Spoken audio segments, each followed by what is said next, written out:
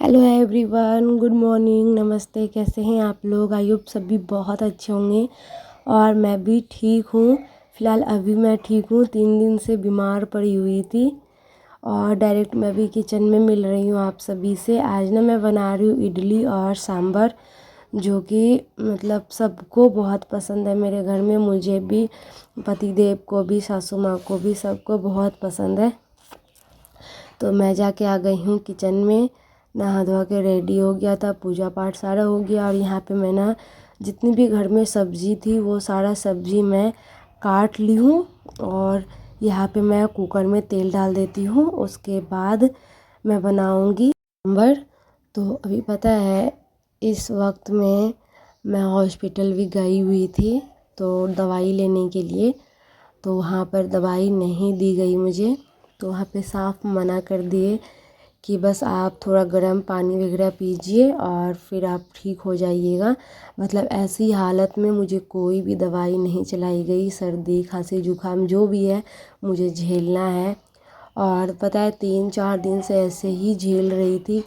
बिल्कुल भी मन नहीं हो रहा था कि मैं कुछ करूँ। ब्लॉग तो जैसे तैसे मैं करती थी और आज ये वाली ब्लॉग करते करते बहुत अच्छा मेरा, मतलब बहुत अच्छा तबीयत था। बिल्कुल भी कुछ भी प्रॉब्लम नहीं थी, लेकिन अचानक से शाम के टाइम से बहुत ज़्यादा मैं बीमार पड़ गई। सर्दी खांसी जुकाम मुझे भी और मेरे साथ आराध्या को भी और इनको भी। मतलब हम लोग जिस दिन ट्रेन से आए ना मायके से, उसी दिन से ही जो हम लोगों का पानी एक्सचेंज हुआ ना अचानक उतना गर्मी में, इसलिए ये हालत हम लोगों की हो गई थी। तो इनको और आराध्या को तो दवाई मिली, लेकिन मुझे मेरे प्रेगनेंसी के हालत में दवाई नहीं मिला। तो मुझे और दूसरी दवाई मिली जो कि कैल्शियम वगैरह की जो होती है, सारा दवाई मुझे मिला। और इधर ना सांभर बनाना बहुत आसान है। सारा सब्जी को बस एक बार, मतलब जो भी आपको सब्जी पसंद है आप सांभर में ले सकते हैं। इसमें ना सबसे ज़्यादा कद्दू जो होती है वो बहुत ही मायने रखता है। इसमें इसका जो है ना टेक्सचर और टेस्ट बहुत बढ़ा दिया जाता है। बहुत अच्छा सांभर के लिए कद्दू होता है, तो मैं कद्दू ज़रूर यूज करती हूँ।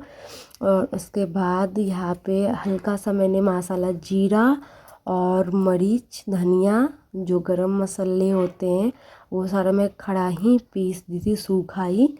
और फिर उसके बाद इधर मैं इडली स्टैंड में पानी गरम करके रख दी हूँ। पानी भी गरम हो चुका था और मैं अब इसे इडली इसमें डाल दी हूँ और कम से कम इसे 8 से 9 मिनट तक स्टीम होने दूँगी। साथ में मेरा इधर सांभर भी पक रहा था और इधर इडली भी मेरी जो है ना कुक हो रही थी। दोनों ही चीज़ हो गई। 10 मिनट के बाद मैंने गैस को बंद कर दिया, बहुत ही धीमे आंच में था। और बाद में मैं इसमें डाल रही हूँ इमली के पल्प, जो कि सांभर का टेस्ट बहुत ज़्यादा बढ़ जाता है। इमली का पल्प डालने के बाद, इमली को ना मैं पहले ही भिगो करके रख दी थी। और आप लोगों का काफ़ी ज़्यादा सवाल था कि दीदी आपको कौन सा मंथ चल रहा है। बहुत ये सवाल मुझे आए दिन आते ही रहते हैं। तो चलो मैं आप लोगों से बता देती हूँ कि मेरा ना ये मेरा जो है ना तीसरा चल रहा है।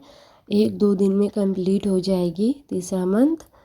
तो बहुत सारा सवाल आ रहा था। मेरी सिस्टर जो मेरी ही तरह वो लोग भी प्रेग्नेंट है, तो उनको जानने की बहुत ही उत्सुकता रहती है।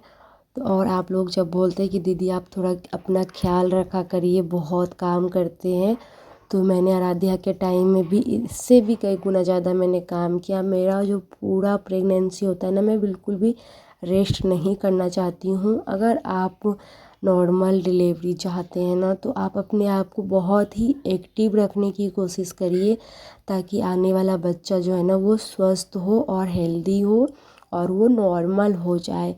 तो ये अपने शरीर को अगर अभी से गिरा दोगे ना, तो फिर वो आपको भी आगे चल के कष्ट होती है। इसीलिए मैं कोशिश करती हूँ एक्टिव रहने का। हाँ, कभी कभी मेरा भी थोड़ा सा चक्कर वगैरह आता है या मन नहीं होता है कोई काम का, तो मैं आराम कर लेती हूँ, फिर उसके बाद मैं एक्टिव हो जाती हूँ। तो बस ऐसे ही मेरा एक्टिविटी चलते रहता है। और यहाँ पे इडली बना ली, सांभर बना ली और सब लोगों को मैं खिला दी थी। और पता है बाद में ना कुछ बैटर बचा हुआ था इडली का, तो इन्होंने कहा कि 2-4 डोसा भी बना दो। तो मैंने वही बैटर से डोसा भी बनाई और मम्मी लोग भी खाए, सब लोग खाए थे। और डोसा बनाने के बाद ना तेल काफ़ी ज़्यादा फैल गया था। और अभी के टाइम में ना जितना धूप हो रही है ना, ये सूख जाती है, सूखने के बाद बिल्कुल भी अच्छी नहीं लग रही थी। इसीलिए मैं क्या की कि अभी सारा साफ़ सफाई कर दी, क्योंकि अभी मुझे लग रहा है मुश्किल से 9 बज रहे होंगे और सारे लोग नाश्ता पानी कर लिए हैं और मैं खाना बनाऊंगी भी 10-11 बजे के बाद। इसीलिए मैं सफाई थोड़ा कर ली।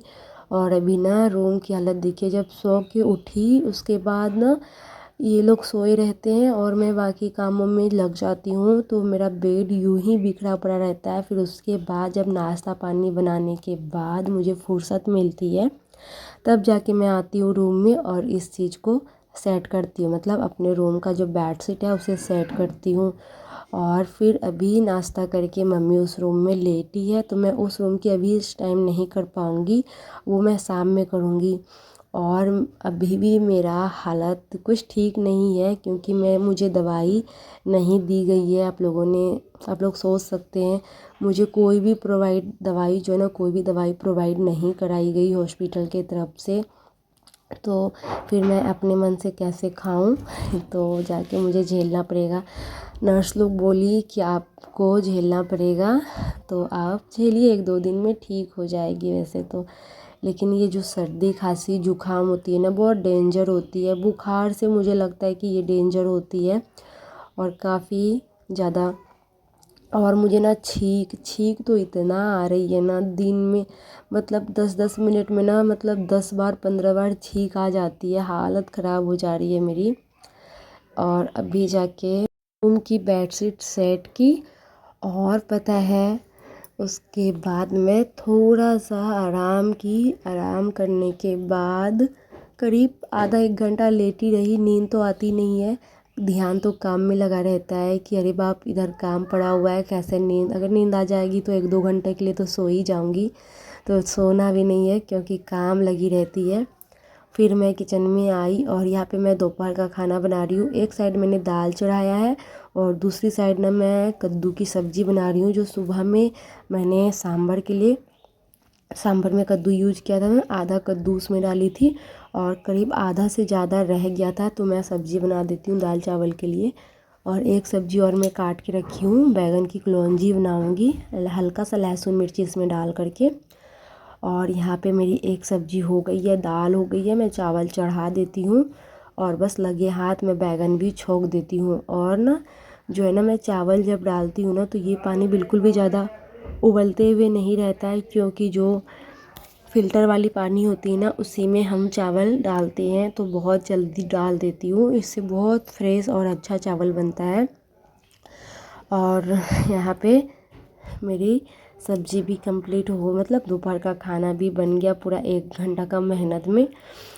और उम्मीद करती हूँ आप सभी को मेरा आज का ब्लॉग अच्छा लगा होगा। तो चलिए देखते हैं मेरा खाना क्या क्या आज बना है। इधर कद्दू की सब्ज़ी बन चुकी है, इधर बैगन का कलौंजी। बैगन मैं बहुत कम ही बनाई हूँ क्योंकि मेरे पति देव बिल्कुल भी नहीं खाते, मम्मी और मेरे लिए। बस दोपहर के खाने के साथ आज का ब्लॉग हम यही एंड करते। बहुत ज़्यादा